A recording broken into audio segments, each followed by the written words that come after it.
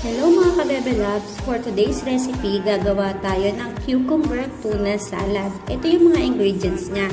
Kailangan din natin ng salt and pepper. And yung sibuyas, okay lang na yung normal na sibuyas lang. Optional din na maglagay ng kamatis or tomato. Ako hindi na ako naglagay. Kailangan nyo lang i-mix yung tuna sa thinly sliced cucumber. For easiest way, pwede namang yadyarin nyo na lang yung cucumber. Pero ako, in-slice ko siya ng maninipis. Then, ilagay na natin yung sibuyas. And then, next, yung cream cheese. Depende na sa inyo kung gaano kadami yung ingredients na ilalagay nyo. Then, pwede nyo na rin ilagay dito yung pepper and salt. Next ay ilagay na natin ang ating Kewpie mayo. Japanese mayonnaise yan. Pero may mga optional naman na pwedeng yung normal lang na mayonnaise ang ilagay nyo. Then i-close na natin and shake, shake, shake.